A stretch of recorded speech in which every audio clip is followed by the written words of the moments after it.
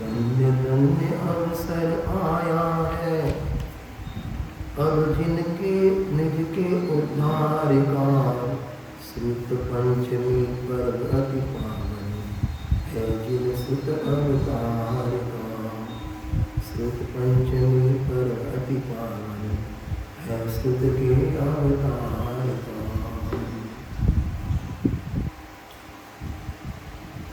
श्रुत पंचमी पर्व श्रुतना अवतारનો पर्व जिनवाणी माताना अवतारનો पर्व। एक बार आपने बोले सांची तो गंगा है या वितराग वाणी अविच्छिन्न धारा एक धर्म की कहानी। शांतिनाथ भगवान की अविरतपणे आस्तुत द्वारा पंचम पाड़वा आज चालू है। नवमा पुष्पवती भगवान की 16मा शांतिनाथ भगवान सुधी 7 बार धर्मનો વિચ્છેદ થયો, પરંતુ શાંતિનાથ ભગવાન પછી અવિરતપણે આ ધારા ચાલુ છે।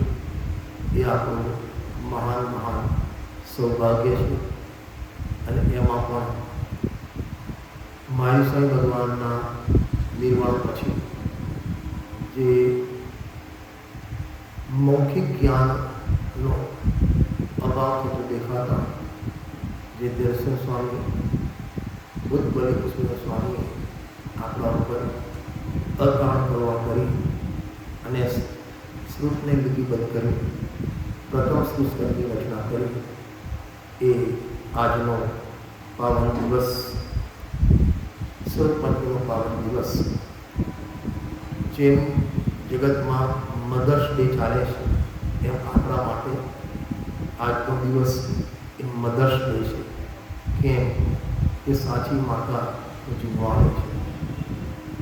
सोनगढ़ आदरणीय हरिभाईए बाळकृति लखी छे, एमां लख्युं छे अरिहंत मारा पिता जीववाणी मारी माता।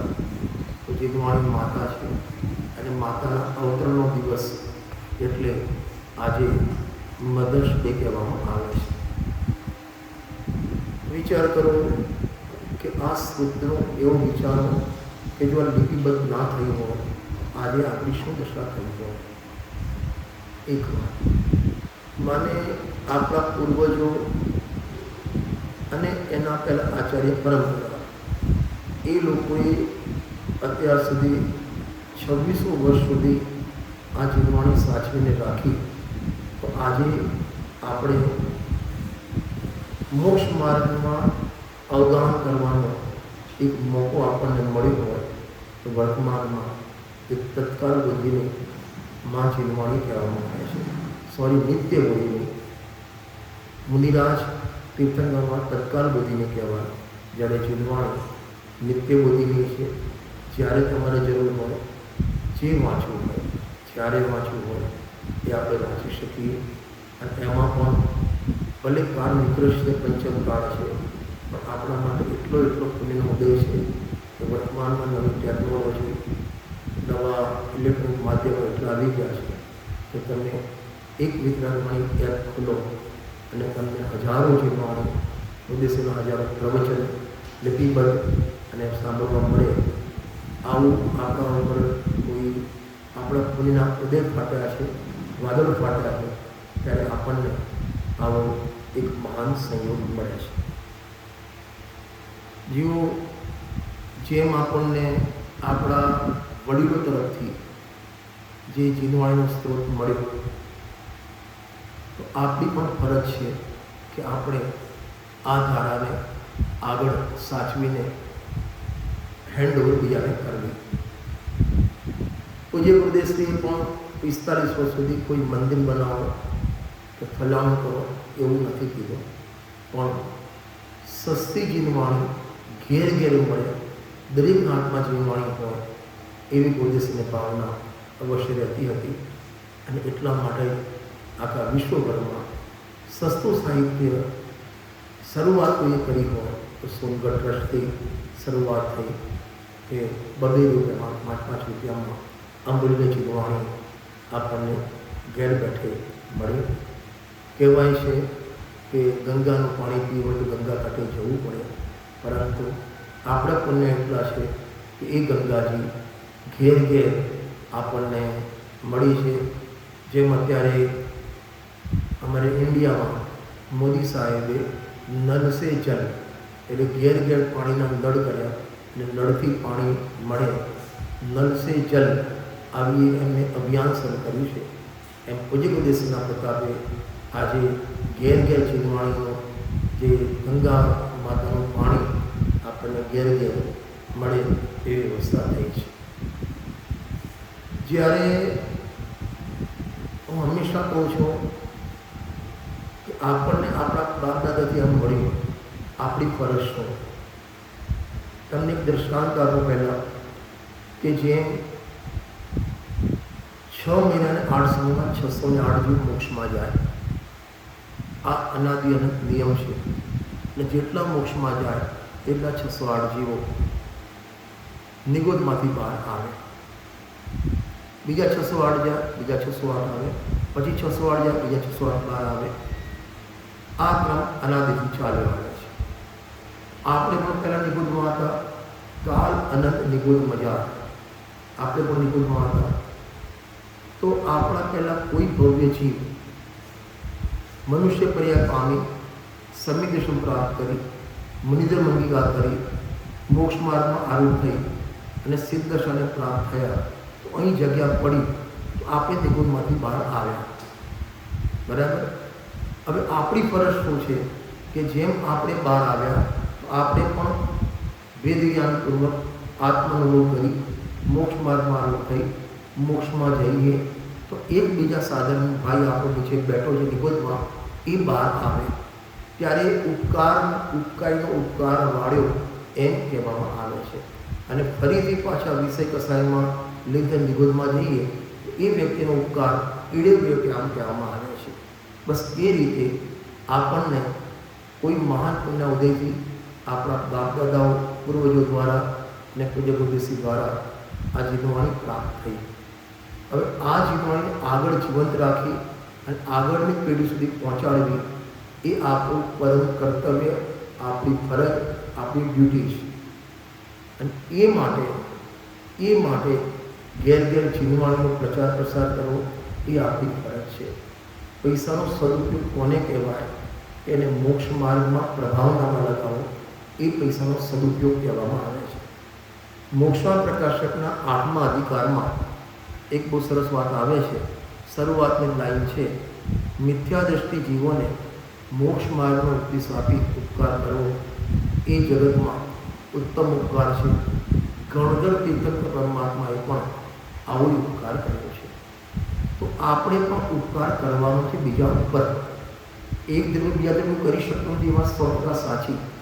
પરંતુ પુણ્યના ઉદયથી જુઓ, પુણ્યના ઉદયથી ધર્મ પણ મળ્યો અને પુણ્યના ઉદયથી પૈસા સામગ્રી મળ્યા. તમે પુણ્યના ઉદયથી ધર્મ મળ્યો અને ધર્મ માર્ગમાં લાગ્યા તો એ ધર્મ પુણ્યના ઉદયનો તમે ઉપયોગ કર્યો, સદુપયોગ કર્યો. હવે તમને પુણ્યના ઉદયથી પૈસા આદિ મળ્યા, હવે એને વિષય ભોગમાં લગાવ્યા, ખાનપાનમાં લગાવ્યા, બાગ બંગલામાં લગાવ્યા, એ તો પાપમાં લગાવ્યા. પુણ્ય ઉદય પુણ્યનો અને લગાવ્યો પાપમાં. પણ એને તમે આ બાજુ લગાવો, પ્રભાવનામાં લગાવો તો એ પુણ્યના ઉદય પ્રત્યે પણ ન્યાય કરે એમ કહેવામાં આવે. અને ભોગમાં લગાવો એ પુણ્યના ઉદય પ્રત્યે અન્યાય કરે એમ કહેવામાં આવે છે. અને એના માટે મારા જોડે વાત થઈ હતી, તમે જે ત્યાં અમેરિકા બધા જે ખાસ કરીને સિનિયર સિટીઝન છે અને સિનિયર સિટીઝનને પોતાની સંપત્તિને શું કરવું, બધા કે છોકરાઓને આપી. ગુરુદેવજીના પ્રવચનમાં બહુ સરસ વાત આવે છે, પુત્ર સુપુત્ર તો ક્યો ધન સંચય અને પુત્ર કુપુત્ર તો ક્યો ધન સંચય. તમે તમારા પુત્રને રૂપિયા પૈસા આપીને જતા નથી, એનું જેટલું પુણ્ય હોય એટલું એને મળે છે. તમારું કર્તવ્ય એને સદુપયોગમાં વાપરવું. કઈ રીતે વાપરવું તેના માટે બેસ્ટ છે તમને ખબર છે, ઘણાને ખબર નહીં હોય, આખા ઇન્ડિયામાં અત્યારે જેટલી પણ વિદ્યાલયો ચાલે છે એમાં લેડીઝની પણ ચાલે છે, જેન્ટ્સની પણ ચાલે છે, શાસ્ત્રીની પણ ચાલે છે અને લૌકિક પઢાઈ સાથે ધાર્મિક જ્ઞાનવાળી પણ ચાલે છે. પણ સૌ પહેલું આવું વિદ્યાલય ક્યાં શરૂ થયું ખબર તમને? સોનગઢ મુકામે પૂજ્ય કુંતીસિંહની હયાતીમાં, એમની સાક્ષીમાં અને એમના મંગલ આશીર્વાદથી વિદ્યાર્થી ગૃહ શરૂ થયું હતું. તમને આશ્ચર્ય થશે, પ્રથમ વર્ષે ફક્ત ને ફક્ત 3 વિદ્યાર્થી હતા અને ત્યાંથી શરૂ કરી અને પછી ફળ્યું, ફૂલ્યું, પાલ્યું. વચ્ચે પાછો કોઈ પીરિયડ આવ્યો, કુંતીસિંહના વિયોગ પછી બંધ થયું અને ફરીથી પાછું અનંત મામા અને નમેશભાઈ પરિવારથી ફરીથી પાછું જીવતું જાગતું કરવામાં આવ્યું છે. આવા જ વિદ્યાલયો ઇન્ડિયામાં અનેક ચાલે છે. એમાં શાસ્ત્રી વિદ્યાલય અને બીજા શાસ્ત્રી સિવાયના લૌકિક શિક્ષા સાથે ધાર્મિક સંસ્કાર આપવાનું, એમાં લેડીઝ અને જેન્ટ્સ બંને ચાલે છે. તમે પોતે શાસ્ત્રી કરી શકતા નથી તો તમારી ફરજ છે, જેમ તમારી દીકરી ન હોય તમે એક દીકરીને ગોદમાં લો, તમારે પુત્ર નથી પુત્રને ગોદમાં લો, તો આ વિદ્યાર્થી ભણે જ્યાં, કારણ કે એક વિદ્યાર્થી ભણશે, શાસ્ત્રી થશે અને એ શાસ્ત્રી થઈને આખા ઇન્ડિયામાં આ કુંતીસિંહના તત્વજ્ઞાનના ઝંડાને ઘર પોતાનું જીવન તો સફળ કરશે પણ સમાજમાં અનેક જીવોને આ માર્ગમાં લગાવશે. એટલે તમારા દ્વારા આ વિદ્યાલયને જે તમારું અનુદાન મળે એનાથી એક નહીં 1000 ગણો ફાયદો તમને થશે. કારણ ભવિષ્યમાં એ વટવૃક્ષ થવાનું, અનેક સેન્ટરોમાં એ પ્રવચનો કરશે, અનેક જગ્યાએ ક્લાસ લેશે, બચ્ચોની શિબિરો કરશે અને એમાં આવવાની પેઢીની અનેક પેઢીઓને ધર્મ માર્ગમાં લગાવવાનું જે કામ સંસ્થાઓ દ્વારા કરવામાં આવે છે. તો વર્તમાન કાળમાં મને પોતાને જે લાગે છે, 2 જગ્યાએ પૈસા વાપરવા જેવા છે. એક તો શાસ્ત્ર સાહિત્ય પ્રકાશનમાં અને બીજું આ વિદ્યાલયના સંચાલનમાં. હવે સાહિત્ય પ્રકાશનમાં તો શું થયું છે કે હવે ફિઝિકલી સાહિત્ય ઘણું ઓછું વપરાશમાં આવી ગયું. જ્યારથી આ શાસ્ત્ર આવી ગયા ત્યારથી ફિઝિકલી શાસ્ત્ર બહુ ઓછા થઈ ગયા. એટલે કે એમાં પ્રકાશન પહેલાં 1000 છપાતા હતા, હવે 100 200 છપાય છે. એના કરતાં પણ મને સૌથી વિશેષ આ જીવન તીર્થ કહેવાય.